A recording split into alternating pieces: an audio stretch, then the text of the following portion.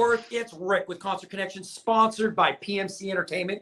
And this week, for our pleasure, since I am in quarantine, but I had to go to another location because the wife is tired of me. I've been in the shed, I've been in the car, I've been in the attic. So now I'm at another location.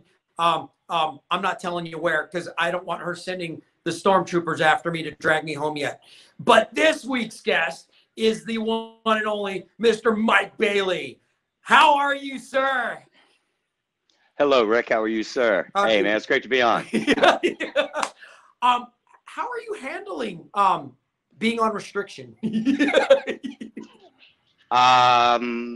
know, as you just asked that question, my 4-year-old just tried to run into the shot here. Tell him to come on.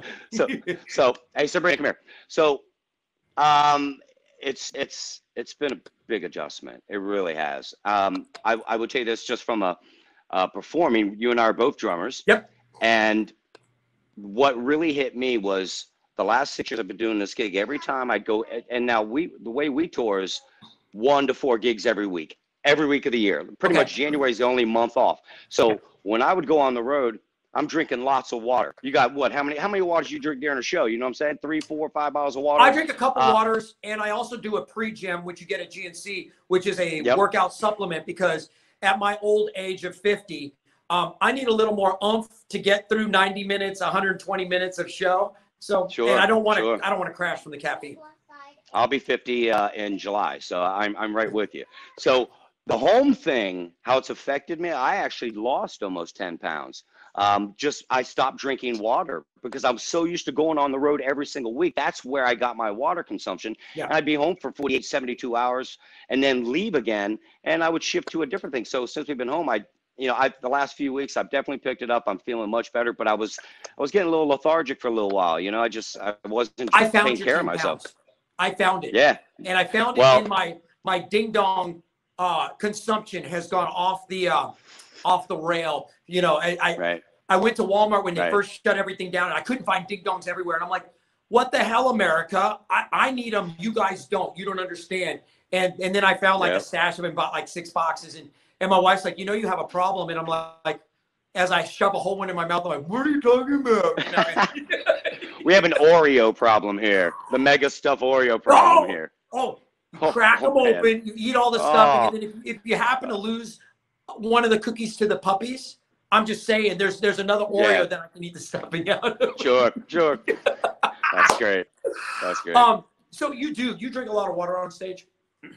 Yeah. I mean, just when I'm on the road, it's a routine from hotel rooms to sound check to, I try a lot of times in high altitudes, I'll drink the Pedialyte, which I've found that I've never had any problems. Yeah, it's a thing. Every time on a high altitude, I drink Pedialyte, half of it before a show, and I've never had a problem. So that's a good thing. But I'm a firm believer. At home, it's Well, the Pedialyte, the electrolytes. Oh, God, yeah. Oh, sure. It's great for hangovers. If you drink Pedialyte and take a Midol, I swear by it. And everybody's like, Rick, really, a Midol? It helps with my cramps. I'm just saying, I don't have hangovers from it. But no, it's really good. And I actually heard one of my friends is a doctor. He actually said start every day with a Pedialyte. Has nothing to do with drinking alcohol. Has everything with getting the electrolytes into your system before you drink caffeine. You have breakfast. If you do a Pedialyte every day, it's good for your body. So. Yep, I agree. She likes it too. How are you? Say hi, Rick. Hi, Rick. How are you? Oh, she can't hear me. I tried my other headphones, and they weren't working. I just got an iPhone 11 like an hour before the show, and so I had to back my iCloud. I was doing all kinds of stuff on my phone. Nice. So I had to put these cans on. So, but I got you. So we're good. Nice. Yeah, we're good. So I will ask, because I don't want to. I'm not going to dip too much into it. Tell me just a little bit about being on the road with Bret. I mean, obviously we're talking Bret Michaels. You know, I mean, he seems like a real normal dude. Just from the outside, kind of a family guy. Yeah. I don't know how he balances being a huge rock star for 30 years and then turning around and just hanging out with a cook in the back of a venue or something. Like every single show, it's consistent. That's one thing I'll say about him is his work ethic and his kindness to everybody it's unbelievable. You know, I mean, he's the star. We're just his band. And sometimes on the road, I've gotten frustrated, you know, with the environment. Sometimes it's a little crazy. You know what I mean? But he's calm, cool, and collected every time, and he's always nice to everybody. So, you know, I think you have to be. You know, honestly, I mean, Yeah. we've all met some of those less than savory celebrities, but I think a good majority of the celebrities that I meet are just flat out. They're human beings. They're you and I. Absolutely. They don't let the hype get to their head. It's a business. You know what I mean? And you have to be savvy. All of us do. But you don't have to be rude to people around you. You know, we're still working. You know what I mean? So it's you know, it's more you're gonna if you do one negative thing, like say if he blew off a fan, right? That fan's going to go tell everybody. He knows as just a human being and as a business guy and being in rock and roll, you're doing yourself and everybody else if you're just nice to everybody. And, you know, he's been consistent with that. And I think that pays off for his entire career because he was consistent. I met him in like the 90s, early 90s, Tesla Poison tour. And all the guys were right there. CC, Ricky, Bobby, all this. And they all walked by me. Bret was the only one that stopped and said hi to me. And I was, I think, 18 or something at the time. And still to this day, he's that guy to stop and say hi to everybody. That's awesome. Yeah. You know, even on our little microcosm of, you know, being in the local scene, we play shows. I've always had at least a 2-minute rule. We don't get to play unless there's fans. Otherwise, you're just in the garage somewhere. If somebody wants to come up and say hi, I'm always like, I'll give you 2 minutes undivided at least. Because you know what? I don't get to do what I do without you. And I think it's a respect thing. And honestly, you meet the coolest people. You really meet the coolest people. And you realize that we're all still picking up dog turd and mowing. Most of us are picking up dog turd and mowing our own lawns. So now I mowed mine yesterday. Oh, did you? I've got to mow mine either tomorrow or Friday. And I went out there and I try to do it every day. Sometimes it's every other day. And there's so many lawn mines. It's, you know, usually I'm on the phone like this and I've got the scoop and I'm just dreading the day that it slips out and it lands in a turd and I have to pick up my phone. Like, you know, it's my luck. It's coming. I just know. Yeah. So with you not playing as much, and it's funny because you and I were going to try to interview last week and I actually Lava Cantina, right? We were at Lava, which is crazy because they did this whole live stream thing and I haven't really been out much. I was not really ready to mingle with the world. And it's funny, so many of our fans that came up to us, they came running up to once, and they were only at 25%, came up and they gave me hugs. And it's like, okay, well, I guess we're in, you know, and you try to do your best, but it's fun to be back on stage. And I don't know if you're having the Jones yet, if you're just playing drums going, okay, I'll get there eventually, or if you've enjoyed the break. Well, I'll tell you this, I'm learning how to practice again, you know, because I've been playing, you know, well, the Red gig for 6 years, and obviously you have the same, you know, I don't know, 20 or 30 songs over the 6 years that you're doing.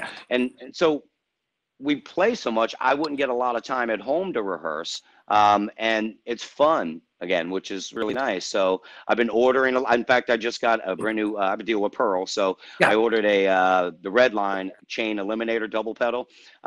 So I ordered the Pearl pedal. And it's the first time actually owning a Pearl. I usually play the DWs, the 9000s. Or in the past, it was the Tama Iron Cobras, but this pedal is so sweet. So, you know, when you get a new toy, so I've been excited about this pedal that I just got. So I've been, you know. I've been an Axis guy for years. I love the Axis pedal. And I switched over to right now I'm on a DW 5000. It was given to me for free. So I'm a brand new one. So I'm like, okay, I'm going to play it. But I like those Pearls. I had the pleasure of playing them once and they are smooth. Well, you know what? They come with 3 additional cams that you can take the cam that's already on it out of the box. So you can take the cam off, replace it with 3 different size cams. So it gives you all kinds of different angles. So every drummer, their foot, the way they use their foot, everybody's different. So that's one great thing. I haven't seen any other pedals, and I'm playing it right out of the box. It just plays so smooth out of the box. I haven't really messed with the cams or tried them out, but I might actually do it. So is that one chain drive or direct drive? It's chain. It is chain. So Yeah. going from the Access, which for me, I got it because I love the responsiveness, and going to the, Sure. at first I could feel a little bit of the chain lag when I'm trying to do like triplets on a single pedal. And now I don't notice it, but there's still that, and a lot of guys don't like it, that responsiveness of the direct drive, because you move, it moves. There's no, like, I've never played on a direct drive. That would be weird for me, not having that feel that you have. But you know, I know what you're saying. It's got you feel adapt. that lag. Yeah. The So, Access are nice pedals though. If you're learning how to practice again, and I've always been a guy who, I don't care how much we're gigging, I always love to rehearse. It's very private time with the band, just to goof off sometimes, build some camaraderie, and try stuff. You know, and I'm not doing originals anymore. I'm lucky. I get to do covers and be in a tribute band. I mean, it's a whole different ball of wax. Did you find yourself just going, God, I love that, and just playing along with songs, or were you actually working on stuff for going back on the road? Both. But I found that because I was doing the exact same thing prior to joining Bret's band. I did the same thing as you. I was playing here in the DC area in a cover band. We were sponsored by Coors Light, you know, throwing out our keychains and T-shirts and all that stuff. And so I ended up going back and like Vertical Horizon, You're a God, and then there was a bunch of different songs that I hadn't played in a long time. Nice. Went back to doing Candlebox and Pearl Jam, 10 record. There's certain records that I loved practicing back then. Yeah. So I've enjoyed that part of it, and it's been nice buying some new stuff for my, you know, new in-ears, new pedals. I got new cymbals. I ordered some low volume Zildjian cymbals, those low volumes. The ones that have all the holes so you can bash them and really hear nothing. It gives you the feel. Yeah. So I'm waiting on those to come in, but you know, but at the same time, I'm starting to work on a little bit in between my practicing. I start working on my solo a little bit, trying to do some different changes because I have to do a solo, and I've never been a solo guy, like in terms of doing a cover band. I know my role. I like being a drummer. You know what I mean? I'm not here to try drummer all the way. Right. That's not my thing. And when I first got in the band, Bret told me, he goes, look, and honestly, it was amazing advice. He goes, you're solo. He goes, I don't need you to do a drum solo to blow all the minds of the dudes out there. He goes, the ladies, low end, bass drum, floor toms, let them feel it. And the majority of his crowd, not saying it's 50-50, but you have majority of women at the Bret Michaels. You got a lot of women. Right. And so I keep it real simple. I'm not trying to, you know, I'm not Neil Peart, and I never will be. Yeah, man. Yeah. So I like the, you know, just the kick, the snare, and the hat, and less is more in terms of how my style is, you know, in terms of overplaying, you know. I've always just seen myself as drummers. We are the heartbeat of the band. It's not a show like look at me, look at me, look at me. It's always been I'm the human metronome. So I need to be really solid. I'm not overly flashy. Now I do a lot of, you know, over movements just because I'm a little bit of a nerd. Like I want to act and I want people to, but I don't have to overplay. I have to be a solid metronome. That's how I've always seen myself. You know, and so I'm going to steal it from you, though, because the bands keep saying, Rick, you got to do a drum solo. It's like, really? And to me, drum soloing is when I'm in the practice space and I'm just playing what I want to play. But they want me to do something. And I'm going to rip. If it's okay, I'm going to rip you off. I'm going to do a lot of low-end stuff. It just doesn't have to kill them with technical prowess. But it has to give you that you know. Right. And it's, you know, it's worked out so far. So I'm trying to learn some new things. If you're going to come back out after a long break, you want to do something fresh, you know? So I've been, I will tell you, it was such a thrill to just yap with you. We met this past year at Drumathon for, you know, Breast Cancer Contingent. Miss April had her annual fundraiser.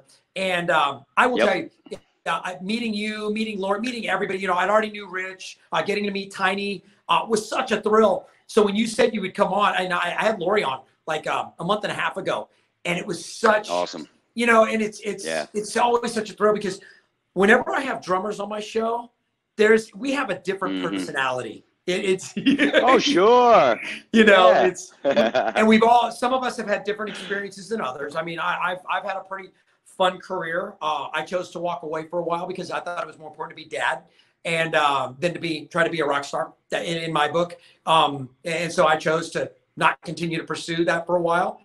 and then getting back into it, it was fun. But seeing other dads out there that are doing it, and I will tell you, you're on my list. Like the playhouse that you built for the kids. I'm just gonna tell you, okay, straight up. Wow, right. I want to come over and hang out in the playhouse. It had linoleum floors. Like, yeah. Is that always been a hobby, woodworking and whatnot, or? I'll be honest with you, I've never done it in my life. That's the first playhouse I ever built. It wasn't one of these. You order online and you get the materials in an instruction manual. We literally just looked up on Pinterest and a couple different places to look at playhouses, and then we went on YouTube how to do a roof and how to do shingles, and so winged it, and it came out of, as you saw, came out amazing. So yeah, I was able to get some Facebook when you posted that, and I kept going, Amy, look at this, Amy, look at this. Right. Seriously, I was blown away. If your kids do not appreciate what Dad built them, they need to go in timeout. Well, it's funny is I have a 13-year-old stepdaughter, and she always wanted a playhouse. So subconsciously she was living through her sister. Sabrina's 4, and when you're talking about being a father, like I have one child. I had my first child, Sabrina, when I was 44, and it was about less than 2 years after I started the Bret Michaels Band. So the whole mental adjustment to a whole new life of a job, and then coming home from the road every single week, and then like she would never went to daycare when I was home, so I was full in, and you know how exhausting the road is. So she's doing good now. She's 4. She's it's a difference between 0 and 2 years old. So it was there was not a lot of sleep going on for a while, but I honestly, let me tell you something, Rick. The two things I ever wanted in my life, like since I was a child, right? Okay. And then growing up in your teens and early 20s, was like both of us, probably a rock and roll star, right? Kiss. I'm 49. I was a product of the 80s, but from the 75, 76, 5, 6, 7 years old, I remember listening to, I'd put an Alvin and the Chipmunks on and then put on like an AC/DC record, on my record player. That's being serious. But like the two things were having a child of my own, and then 2, having success going up the ladder was my own goal that I set for myself. And both of them didn't happen until I was 44 years old. So we all try to think, when are the things that you're passionate about, that you believe in, that you think you're going to make happen? I mean, if that isn't patience, I don't know what is, because everything that I wanted happened at the exact same time. You know what I mean? Between having a child and then the Bret gig. So not 2 different parts of my life. So I'm very grateful. Greatest accomplishment for me personally was being a dad. I wanted to be a rock star. Like I wanted to tour. That's all I wanted. Studio shows. That's all I wanted. And as soon as we had our child, as soon as we had Josh, changed. Right. I was okay with walking away. It's, we lost our record deal. We were in LA. I called my wife. I'm in tears. And I'm like, we're coming home. We lost our deal. Our ride's over with. And I'm like, I'm not going back on the road. And went back, recorded one more album with the guys. And then shortly thereafter moved to Texas. And it was just like, I just didn't, I wanted to be a dad. In my mind, that was more important. Then I get a little bit older and I get back into music. And I will tell you, there's some gratification about, we're not as young as we were. I'm 50. I can go rock the stage at, House of Blues, Lava, Gas Monkey or whatnot. And I'm sleeping in my own bed. Now, maybe I don't get home till 2 or 3 in the morning, but I'm sleeping in my own bed. And absolutely. Is it fun doing it night after night? That's fun when you're a kid. If we do some small road trips, right on. But I'm with you. 4 nights a week, great. If I could do it as a living, would I? Yeah. My son's 20 now. I don't know. Maybe I would. I'm content. Content being a mortgage analyst, rocking out in the evenings, rocking out on the weekends. Doing my show. That's a beautiful thing. But the number one thing will always be my kid. In fact, I've shared it with a lot of people. That's my son's voice. He always says, "Love you." So I turned it into a tattoo on my arm. It's like, oh, that's great, man. Kid, I love it. Number one. I love it. I love it. That's great. So with you building and you knew I was going to go there because we talked about it. Building the house for the kids. And by the way, if you want to build me a child's house, I'll live in it. I'm okay with it. Yeah, I'll just make it a little bit bigger. You know what I mean? It doesn't even have to be. I'll ball up in the corner and be like, wider. I'm in timeout enough. I'm used to it now. Yeah. Did that come from the fact that you have? Let's talk about your furniture business. Yeah. Right. Which is, you basically build furniture out of drum equipment. Yep. Dude, tell me about it. So how that started was actually a few years ago. My mom, she had retired from the Fairfax County courts, and she got a part-time, it was a volunteer job at a thrift shop. Okay. And she called me and she goes, hey, somebody just donated a drum set. And I said, get it. That's all she goes, don't you want to know about it? I said, no. I said, how much is shit? $20. I said, grab it. Done. She goes, right. So it was a floor tom, 2 tom-toms, and a snare drum. And the snare drum was a wood snare drum, old drum set. And so I ended up making a clock out of the snare drum. I just grabbed them just because as drummers. Yeah. Always. Yeah, you can never have enough snares. That's what I'm saying. So I ended up making this 14-inch snare drum. I put a clock. I went to like Target or something. I put a clock inside of it. And it looked great. And then at some point, and I just did it for myself. So my man cave, I built a floor tom table. And I put a tempered glass on top of it. And under the glass was a bunch of VIP access cards from the road, from Bret. So anything that was special, I put it on the floor tom. So I had these couple of things. And then I was at Home Depot and I saw these little spacers, like wood down in the lumber section. And I ended up gluing all these little spacers together and then cutting a circle. And then I glued everything together and I made a clock. And so what I do now is I put it inside any drum hoop, 13, 14, 16, 18 hoop. And and the whole idea is to do home decor. So it's not all just black, all heavy metal. We can do anything. So I'm starting to work with some bars, distribution to do like Coors Light or whatever type, so they can give to the bars.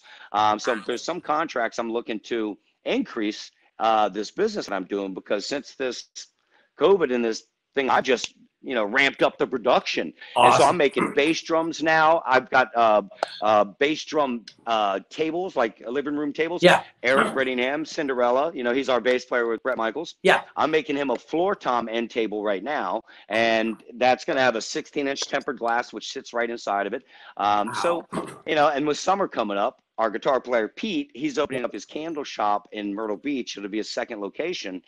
His candle company is going phenomenal right now. So I'm going to start doing some beach-themed clocks and that sort of thing. So, and he's going to stock them at his store in Myrtle Beach. Okay, so, time out. I'm going to have to order something. We do a ton of vacations all over the Caribbean. And everywhere we go, I try to buy a local souvenir that says, like Aruba or Grand Turk or, okay. So we have them from all over the place. I might have to send you a 14-inch snare and have you make a tropical themed clock for me, because I gladly I could totally take care of that. Yeah. Oh my God. So that's the great thing is I've gotten all kinds of I've got a band saw. I end up getting a table saw. So I'm buying new tools around here, which is great. Sweetie, I'm going down to Home Depot. I'll be back in 4 hours. well, funny thing about that Playhouse. So I went and got all the wood, and it was like $300. I mean, so you look at the Playhouse, you can buy those things for like $1,000. So the actual cost on it really wasn't too expensive. But all I had was this 10-inch circular saw. It wasn't like a table saw, and it was like battery powered, like a Ryobi or something. Notice you said had. So. And we had these really big boards we had to cut, and I don't have a table saw. I have this handheld little circular thing, and I told her, I'm like, this isn't going to work. So I went out the wood. On day one, I couldn't even make it through the first thing, and she goes, fine, go buy the table saw. Bye. Bye. I was right. I told her we needed it, I'm going to need an extra large cart, maybe two. My wife said to go buy tools. So I'll take one of Yep. those and one of those. Oh, it's like Toys R Us when you're a kid. You go to, you know, and Yeah. honestly, that's really the only places I've been since, like, the last gig I did was on Fremont Street in Vegas on February 22nd, and then 2 weeks later was supposed to be the 80s cruise, Yeah. and the Bret Michaels Band was supposed to play on it, but with everything was starting to happen, and Bret being a diabetic, passing out of insulin, if the ship got quarantined, Yeah. you know, so the band ended up canceling that gig. That was our last show that we when played. was that cruise? And, you know, scheduled? like Okay. second week of March. It was the B-52s, a whole bunch of bands, not the Monsters of Rock cruise. But yeah, but B-52s canceled. I think most of the main acts did. But somebody did come off the cruise with the virus, so they didn't end up quarantining it. But I was on a cruise out of Miami down to where did we go? We went to Honduras, Roatan, Belize, Cozumel, you know, back, and we got off. We left on the 16th of February because I played a gig at Lava on the 14th. That was my last gig. Went home, slept for like 3 hours, got up, went to the airport, flew to Miami. Totally rock starred the crap out of it. And that's great. Get on the cruise, gone for a week, come back. The very next day, somebody got on the boat. We got off the boat on the 23rd. Somebody got on, and they were infected. I mean, literally missed it by hours, and came home, and then went to work for like a week, and then everything was locked down, and I didn't see my bandmates for like 3 months. 2 rehearsals, we were on stage. So it was scary, you know, coming back and not knowing. And I've, you know, everybody's like, if you're scared, stay home. If you're, you know, not scared, go out. If you're scared, wear masks. Don't listen. Am I scared? Not anymore. Out of respect for other folks, I'm trying to avoid people. I have some cool masks. I have one that has Darth Vader on it with 2 lightsabers. So I'm like, I like my mask. I'll wear it in public. Nice.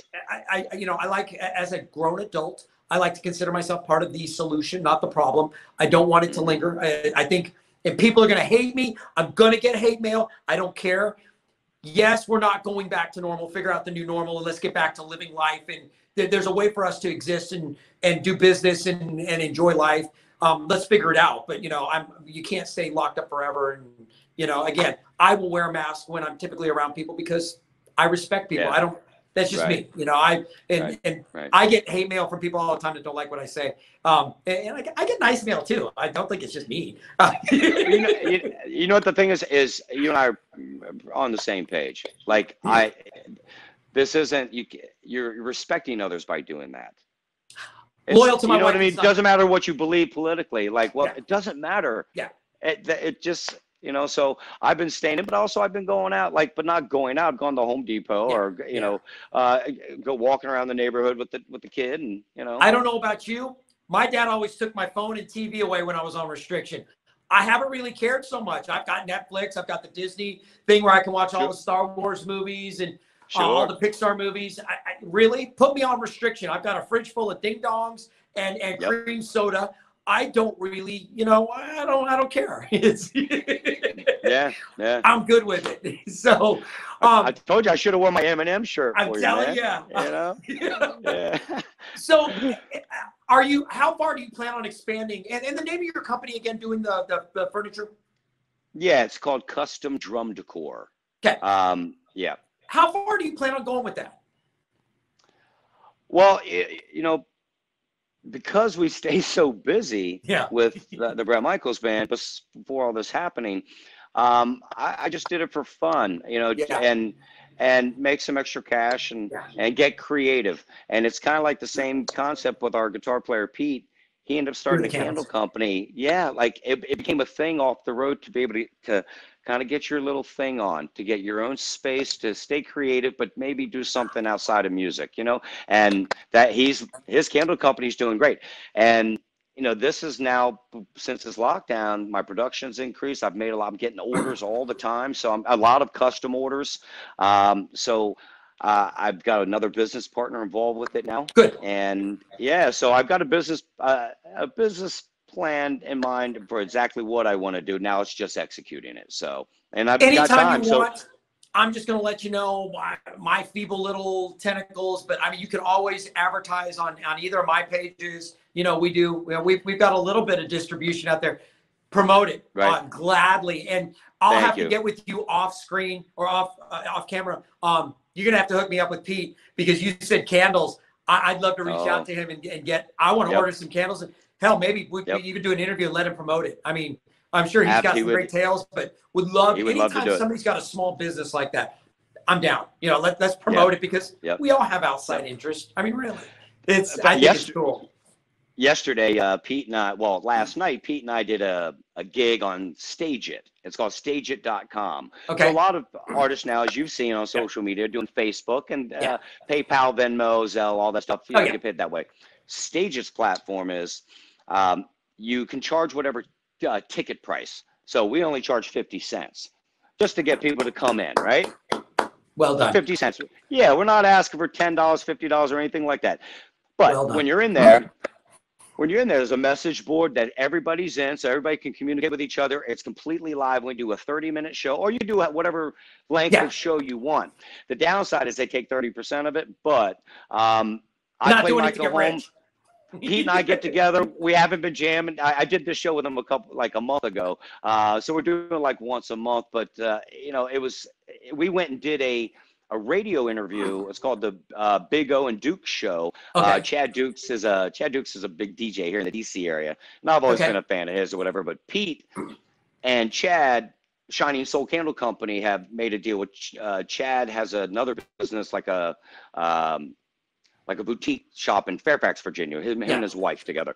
So Pete made like 300 candles, a big candle order, went down to the radio station. So before the gig, we went down to the radio station, and he was doing what you don't know how he was promoting his candle company. And, you know, I know he'd love to get on your show, and it's an amazing product. It's an amazing product. So you keep saying Fairfax. I used to live in Springfield. I went to Nova before I dropped out of college. So I'm familiar with the Nova area.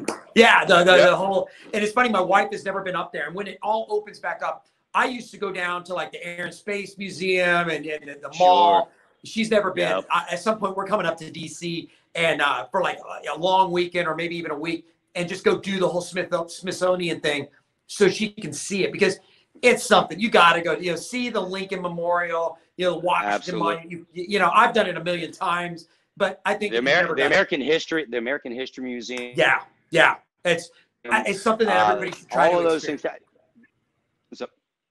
Yep, I agree. And let me know, man. I literally live 35 minutes from like the White House. You know what I mean? So I'm right at the tip of Northern Virginia. I was actually born in the District of Columbia. So, but I've always lived right here in the tip of the DMV of, you know, DC, Maryland, Virginia. So, you know, it's funny. Let me know if you ever come to town. Oh, I'll call your cell. I'll hit me up. Hit you up. What's funny is I'm licensed as a mortgage analyst from like Washington and Oregon all the way out to PA, Virginia, Tennessee. I mean, I'm licensed all over the U.S.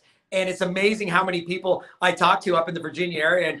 And it always comes up, and I'm like, oh, I used to live in Springfield. And they're like, oh, it's changed. When were you here? I'm like, well, it's probably been 30-something years. They're like, oh, it's changed so much. You know, back when Dulles Airport was being built, and, you know, we used to drive out to Ocean Shores. Ocean City.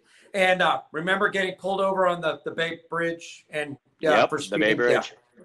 Not really a fan of Maryland troopers. you know what's funny about you saying that is I would never say any disrespect to the law enforcement. Love law enforcement. Maryland police are the worst I've seen in the country. They're a bunch of assholes. Like, no, it's amazing. You know what? They're by the book. I mean, oh my God, human beings are bad, but they're definitely there's not a lot of leniency. I might have earned that ticket, but didn't mean I wasn't mad. Yeah.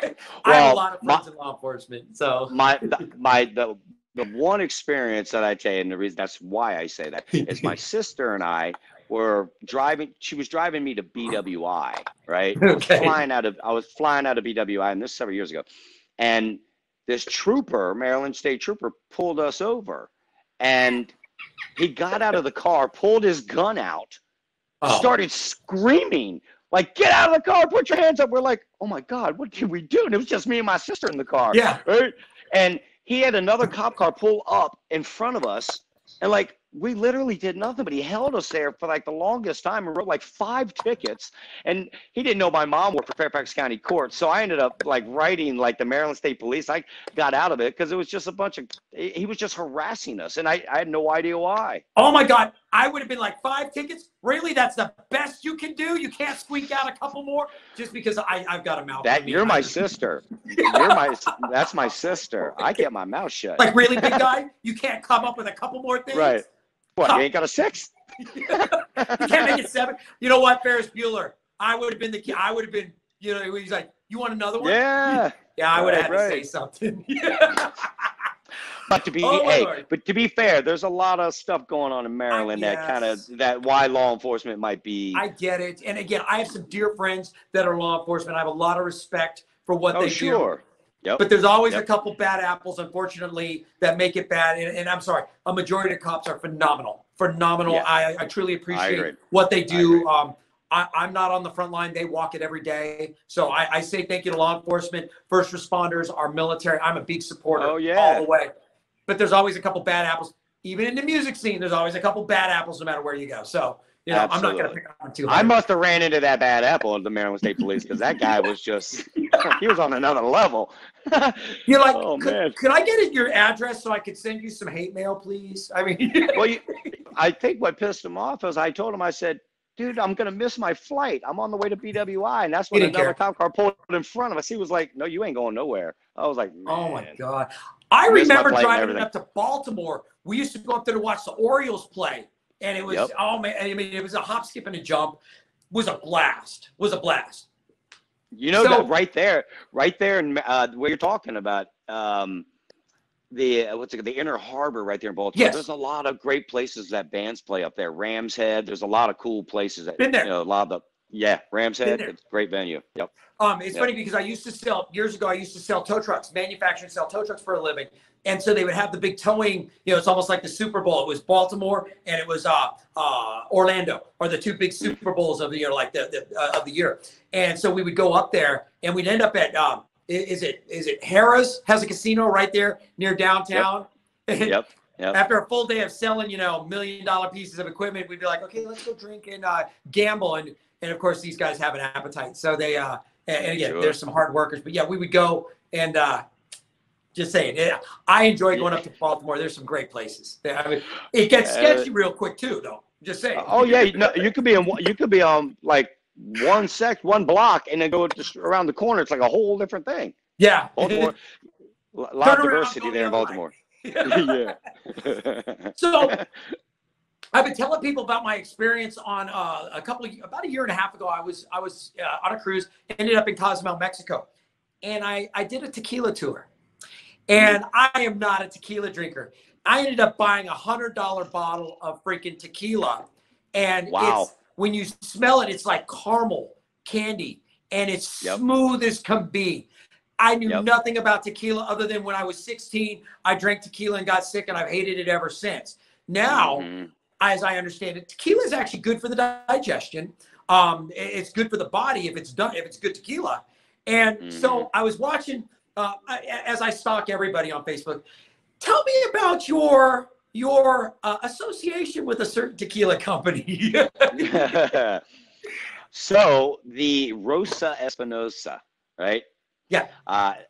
There's a buddy of mine in California that it's his idea. He's a big tequila guy, and like you, I've always either just drank some beer, maybe a Jack and Coke. Never been a big tequila guy, right? Nope.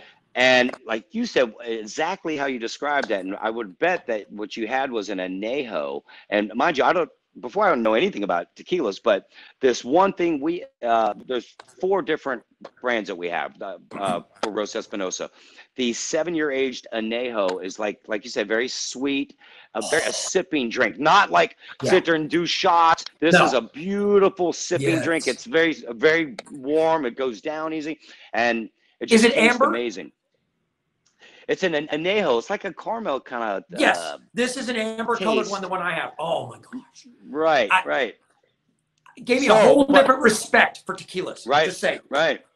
Yeah. So it's there's 2 other partners involved, and the the paperwork between Mexico and the U.S. because the farm that we're getting it from is in Mexico. It's the same farm where they make Don Julio. Okay. So it's a really, really good product. But the paperwork and everything else, because I guess if you submit paperwork, I'm not handling it, one of the other partners is, and there was a delay, and with the paperwork, and then you have another registration period or something, and then this happened. So there's kind of a delay in distribution. So we're going to ramp everything up as, hopefully closer to the end of the year. Hopefully we'll get full U.S. distribution. It's an amazing product. It's a real classy looking bottle. There's all kinds of different options at certain price points. There's real expensive stuff in the, I'm excited about it. I think as we get older, we don't drink bottom shelf cheap anything anymore. We tend to gravitate towards a more medium to top shelf because A, we can afford it, and B, we can afford it and our bodies can handle it, where they can't handle the bottom shelf stuff that'll kill you. It's one thing I will say, whenever we're down in Cabo, and I love going down to Cabo, I just canceled a June vacation. We always, every couple of years we go down to Cabo. I'm just not comfortable going out of country yet. We go over to obviously Cabo Wabo, and you get a couple, and even they've changed since Sammy sold his interest in the club. Even Cabo Wabo has changed, but you still have to go there and just kind of enjoy it. I will definitely tell you, when you guys do get it up and running and off the ground, I definitely want to reach out to you. I want to get some. I'll look for it in the stores, or if I have to order some, I want to get some just to have in the liquor cabinet. Just to, I'm telling you, I will sneak in and open up the bottle on the weekends and just get half a shot, just sip it, and just. It's smooth. And again, I'm not a tequila guy, but holy cow, it's enough to change my perspective. I mean, I don't hurt if I have a couple of tequilas. The process of this company has been fun because before all this happened, I would fly out with one of the other partners to California to the El Dorado, the Sacramento, right outside Sacramento. Is where Chris, the main guy who started the company, he's out there, and this layout, this mansion that he has, it's just beautiful home, and we'll go out there, we'll just chill. And it's California. We'll go out there, and I'm out there for like 3 days, and we're just sipping on tequila, sitting by the pool, and just it's a beautiful thing. So I don't have a mansion. I'd love to see the company take off. But if I knew I could have a mansion, I would start a tequila company if I could find investors. Tequila, vodka. It's the thing is, it's a venture for him. That's something outside of what he normally does. He's a venture capitalist, but it's not an alcohol or anything like that. So I ended up how it actually worked is I connected him with my buddy Sean, who's here in Virginia, and Sean was Toby Keith's guy when Toby Keith had a mezcal. And then he was also John Elway's guy when John Elway was a partner in a company called Nude Vodka. And so remember that. My buddy Sean was the brand manager for both these companies. And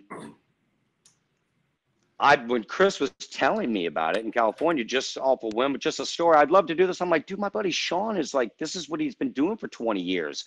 If you're serious about this, and and then next, they become buddies, and I kind of stay out of it, in terms of Sean's he knows everybody in the alcohol distribution. I'm not a big spirits guy in terms I don't know distribution or anything like that. So, I barely had to taste it at the bar. I mean, right.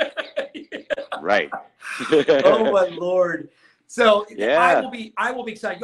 You know what? And I've got your cell number. We'll have to yap a little because I definitely want to know when it's coming out. I want to go taste it, and then I will give my little review on the show. I love stuff. Hey, I'll have Sean. I will set it up. We'll talk later, but I'll have Sean send you a bottle. Whenever we can. I'll buy it, but I mean, whatever. We'll work it out. Sample it, and you're a sampler. I'm going to tell you, and I don't know what your plans are, but next time if you make it down to Texas, you got to let me know. Come over to the house and hang out if you've got the time, and just relax, and and definitely when the wife and I come up, because we're not that we're homebodies. It seems like now that our son is a little bit older, now that he's 20, just finished his freshman year of college, and good for him. Crack the whip. That's great. I'm not your best friend. I love my boy. I'm not your best friend. My job is to get you ready to be morally, ethically ready to go out and be a productive member of society. I think he's an awesome human being. I can't wait to be his friend, but I'm still dad. And everyone's and anybody who knows me is I'm a goofball. I pick on myself. I have no problem with it. But when it comes to being dad, I'm pretty serious about it. It's he's my angel. I only have one, and I think the world of him. But I also want him to be better than me. Absolutely. He wants to be a cruise director for Carnival Cruise Line. He's got a good friend, Frank the Tank, who is a cruise director for Carnival. He was on the Legend. Okay. He knows a couple ship captains because he's gone on cruises without us and stayed with his friend. So now he knows ship captains he's friends with. He knows cruise directors for Carnival. So he's getting his degree in hotel management and hotel management. That's his whole goal is I want to travel for a living. I'm like, boy, don't let anybody tell you no. If that's what you want to do, do it. And if you fall short, set your sights up here and fall short here, as opposed to going, I'm going to set my sights, like right here and fall, not get off the couch.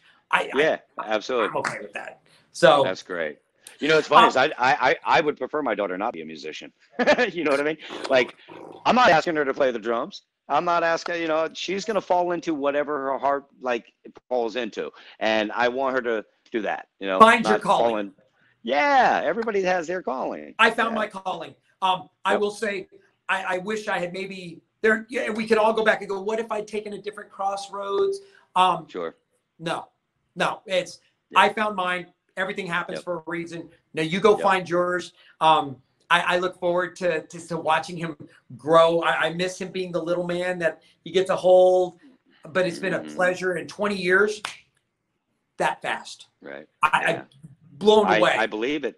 I believe it. It's amazing how fast it's the last 4 years. Like, I see her around the house. I'm like, oh my God, she's not a baby anymore. She's a little girl. It's crazy. She's going to be asking for the car keys in the blink of an eye. And especially with you traveling as much as you do. Yeah. It's going to go really fast. And again, take as much pictures. I have no shame about being a dad. And he's 20. I still go in there, hug and kiss him. I don't care. I'm your dad. I'll tell you I love you a million times because one day I won't be here. And I want no regrets. And in fact, one of my secret little pleasures is he'll be asleep in the morning. I'll sneak in his room before I walk out the door for the office and kiss him on the forehead or kiss him on the cheek. He has no idea. But I know if something happens to me today, I gave my kid one last kiss. And I get choked up thinking about it because I'm a proud beautiful. I'm a proud dad. Well, you know what's great? You know what's great about like the rock and roll thing with the traveling and the age that I'm at, and not being 25 or 30 and doing this and making all the mistakes. So it's nice to, when something like this did happen, I was already, I guess a little more mature, prepared, and so you run into fans, and it's not like the stereotypical thing, like they say a dressing room is a bunch of drugs and crazy women and this and that. No, it's guys on their phones or talking to like every time we go back to the dressing room, Eric calls his daughter, and you think, oh, Eric Cinderella, Eric Brittingham or whatever else. And no, he's calling his daughter, checking in, and fans are asking about Sabrina all the time. So it's a nice thing that it's that kind of tone on the road that, like, I'll be on a plane flying somewhere, and if I've been gone a week or two, I'll be putting like a slideshow together of pictures of my daughter, and I'll be on the plane like crying. You know what I mean? Like, getting all, because I miss her, and it's like, but it's a beautiful thing. It's not a bad thing. Incredible. And the guys, it's funny because women are pretty maternal. A lot of guys aren't, and the guys that don't get it, I'm not afraid. I don't care how macho you are. You can pick on me. I know who I am. I'm comfortable, and true dads, they don't care. You're my baby forever. You know what's interesting is I remember this back when I was in school. I always would proudly say I loved my mom. Me too. You know what I mean? Yep. And it was something where and my dad. Kids at a certain age, they like to say bad things about their parents, all because they're tough, and everybody's impressions on each other in school. I've always owned it, and it's the same thing with my daughter. I'm not trying to. It's nice to see other fathers that are like that are, that their heart swells for their family, you know what I mean? Or their daughter or son or whatever it might be. I think we have to lead by example. If I may, you might. So I'm going to plug something real quick. You mind? Absolutely. Okay, so and this is a transition from what we were talking about, our kids and everything. Is so now here's Bret's new book, right? Okay. It's called Auto Scrapography. Okay. It's just came out like May 12th, Okay. and I got a couple of copies of this. Not well, one, the band is in the book, so I'm in the book, and I wrote a long quote about Bret, but this is for my daughter. Nice. And I'm gonna have Bret sign it to her and everything else. And I got one for my stepdaughter, Nice. and they're gonna have their own book. So in 25, 30 years or whatever it is, they have their own book and see that I was in this book, and you know, and it's a good thing. So you know, that so is I plug awesome. this book, and my daughter's happy too.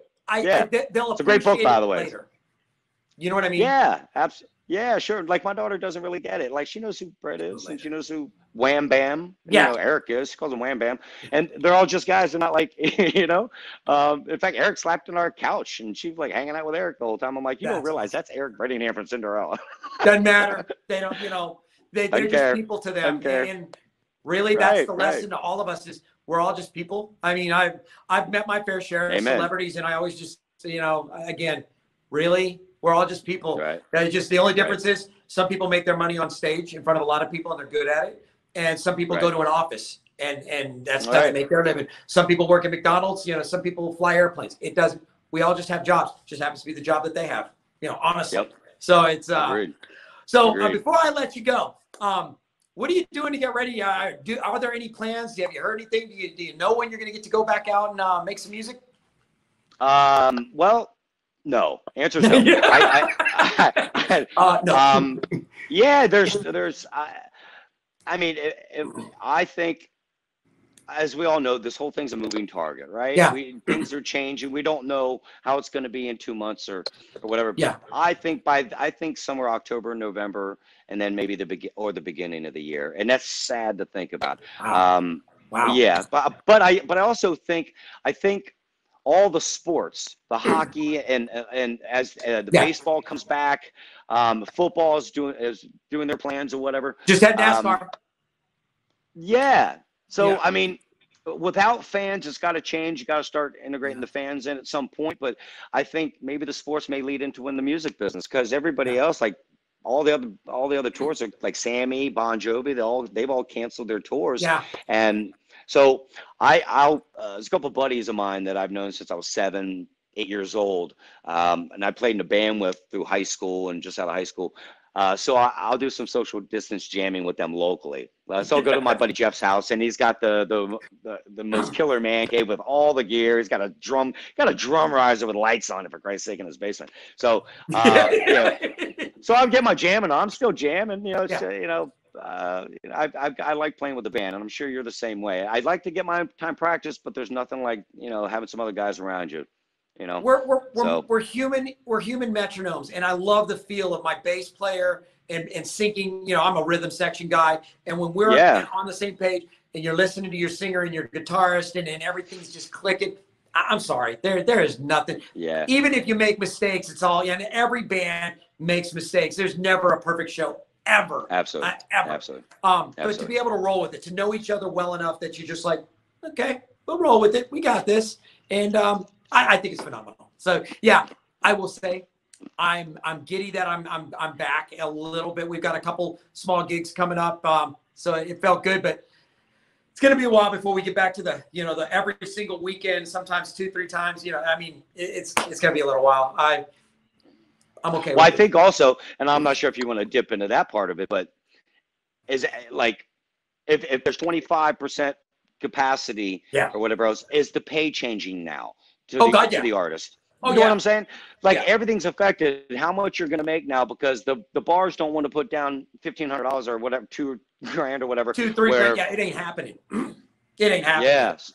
Right. I'm in the middle of trying to book my, I do a Green Day tribute too called Basket Case, and obviously I'm in the Billy Idol tribute called Rebel Yell, and Rebel Yell we've been playing, but I'm negotiating for some shows, and I'm sorry, we're lucky we all have real jobs. If we were surviving as musicians, we'd be starving because the paychecks are not going to be what we were getting paid to get on stage, and so you have to kind of you know, you got to figure this out. And then there's some ideas that we have, and I'll share them with you off camera as far as how bands can get out there. And you're already onto it. You know, how we can go make a little bit of money, but really we have jobs. All the money I make goes to pay for my rehearsal space, drumsticks. You know, if it self-sustains the hobby, I've got an income. I feed my family. This is, I just need to be able to play in front of people. You know, if I can get on stage in front of 300, 400, 500 people, you know, you know,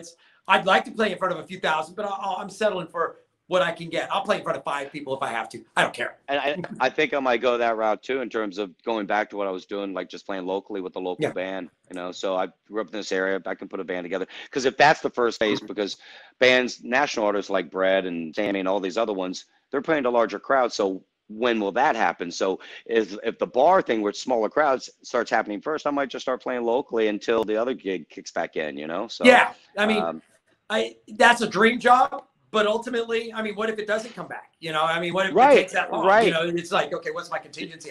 I still got to perform. And, absolutely. I made the mistake of retiring for about 10, 12 years from music. I thought it was more important to be dad. And now that I'm back, it's like, how many more years of playing do I have? I mean, look at Sandy Gennaro. I was blown away. I mean, he rocks the crap out of it. You know, when he comes to drumathon, I'm like, for me, it's like, okay, he's in phenomenal shape. If I take care of myself, I could do this for years to go. You know what I mean? It's so absolutely. Absolutely. Let me ask you, would you come back and do this again sometime? Oh, I'd love to, man. You know, let's do. You know what we should do? We should try to do multiple cameras and get like Lori and get, because let me tell you something, that with April Samuels, the breast cancer can stick it. The drumathon that was my first one last year, which is where you and I met.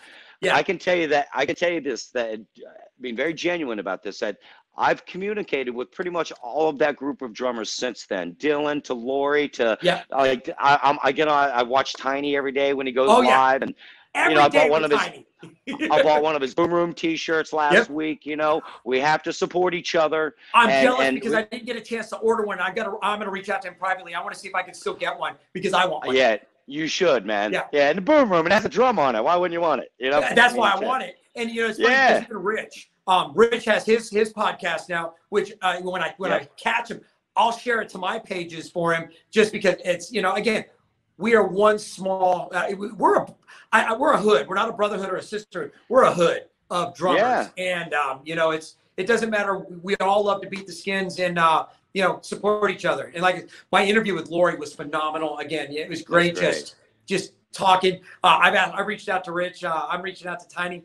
I actually, through a friend of mine, have reached out to a couple other drummers that, not drumathon, but up in the Northwest, that I want to see if we, you know, again, I don't believe in anyone's too big. You know, let's ask. What do you say? No. My show gives people access to the Dallas-Fort Worth market. We do have we now have iHeart, you know, we're on iHeart Radio and Spotify. And we've got a whole bunch, you know, of junk going on, but it's about letting people meet each other. That's the best part of this. Is I love having musicians on. Because we're human. Well, that April's doing an amazing thing with that foundation. I was so unbelievably impressed how well coordinated and how everybody was on the same page for the same goal. And I walked away with the meeting. I can honestly say, like I said, every day I'm talking to one of you guys that I met. Like either you or Tiny or, you know, Lori. And Lori was supposed to come out to our show at the Arcada Theater in Chicago. But I think her sister, something happened. But, you know, her and I have stayed in touch. And, you know, so any of these guys I've met, you know, whether they come to my town with their band, I want to go say hi, or if I'm on the road, I hope they come say hi. You know, so, and I'm glad to be part of it this year. I will be doing a couple of drum decor clocks to raffle off for money for that thing. So because I made one last year, I'm going to try to do 2 this year and do what I can to raise some money to help this year. And I think the virtual thing is going to be great. I'm actually on that drumathon committee. I am one of the committee members. So I'm doing the regular meetings. And so I know a lot more about what's going on than most folks. I'm sure you do. And I will tell you, I think it's going to be a phenomenal year. I'm not worried about it. The fact I see it as we're going to hit a much bigger audience. Right. I think it's a great. That's how I look at it. It's a great cause, and it's funny because I didn't have it affect me, but my best friend from high school, and I graduated in Bermuda, so I've known him 30-something years, and his wife just got breast cancer, and it hit me like a sledgehammer, and Right. and I hadn't had it affect me, and I told everyone, I'm like, I knew it. I've been telling everybody, it doesn't matter. Somebody you know is going to be affected by it. You have to get involved. You know, one in 8 women they're going to get breast cancer. Okay, That's less crazy. than 1% of guys we do get it. So if you're a guy, and I hit the guys. If you can count 8 women on your claws and paws, you know, your mom, your wife, your sister, your granny, I don't care, your best friend. One of those 8 women, at least, is going to get it. So you can't say it doesn't touch me. I call BS on that. You know what I mean? Get involved. I think I was blown away and impressed by April the very first year. And so I'm definitely, I do a lot of promoting for her, and I will continue because it's a good cause, you know? So, all right, there's a guest you need on your show. You know Michael Foster from Firehouse. The band I don't. Firehouse. I know Firehouse. I don't know Michael. Michael's a good friend of mine, right? He lives here in Virginia, and his wife cuts hair, and so I've actually him and I talked yesterday, and I'm going out to his place next weekend, and him and I are gonna have a few beers and maybe do a fire pit and hang out, and they're gonna go do their hair thing. So it's again the whole drummer camaraderie with the, you know what I mean? We need to hang with each other and support each other. Tell you what, so I'll get with you off here, and I'll give you a call in the next day or two. Actually, I'll call you this weekend when I'm not running full tilt. And sure. Yeah, I would love to interview him. That would be. I'm sure a lot of my fans would love to actually. Oh, he's a great dude. Oh yeah, I love meeting awesome. people too. Yeah, he's such a good guy. I do have to give a shout out to my friend Carter, because he was like, "You got to meet Mike." And Carter, thank you for introducing me, because I've enjoyed. I love Carter. He's a great guy, and the fact that you and I get to talk, and you just meet people, and we're gonna be friends for forever, and it's you don't have to put on any airs. It's just human beings. I love it. Yep. That's the only downside about the breast cancer, the drumathon, is I'm not going to be there in Dallas to hang out with you guys. So that's the only downside of it. But I agree with the virtual thing. I think it's going to be bigger. And when I think you do the things that you're going to raffle off, we'll have you back on, and we'll talk about it and get it out there so we can you can describe it, and we'll get a little more awareness about it, because I'm going to do a lot for breast cancer. You know what I mean? Awesome. Yep. I'm with you. I'm going to be bugging you. Again, we'll get you back on the show here before the year's over. And like I said, when we come up to DC, I'll call you. We'll go grab some dinner. Sure. So, I'll be upset if you don't call me, because I'm right up the road. I'm right up the road. I'm coming up that way. You're going to have to put up with me. That's great. Thank you, Dallas Fort Worth, for tuning in. There's another hour of your life. You don't get back. Don't send me a bill. I'm not paying it. Talk to your therapist. Quit sending me his bill. I'm making paper airplanes or origami out of it. It ain't happening. Thank you for tuning in, though. If you like us on Facebook. Invite your friends to like us. If you're in a band and you want me to promote your show, send it to me. If I forget, I'm a bonehead. Remind me. If you want to come on the show, ask me. If I forget, I'm a bonehead. Remind me. I'm okay with it. You guys can follow us. We're on iHeart Radio. We're on Spotify. Obviously, we're on Facebook. We're on YouTube. We're on Instagram. We're on Twitter.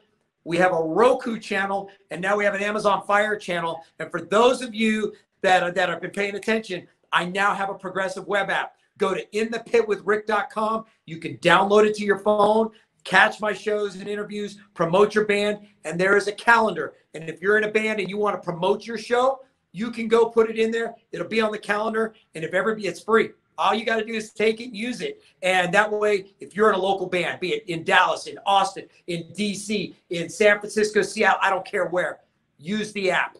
Promote your band. It's how we all get to go see music and support the arts. That's my little way of helping everybody out. So thank you again for tuning in. Mike, thank you for being my guest. I can't wait till we do it again. Hey, man, it was a pleasure catching up, man. I love you, brother. Awesome, man. Love you too. I'm Rick. This is Mike. We're on Concert Connection, and we will see you in the pit.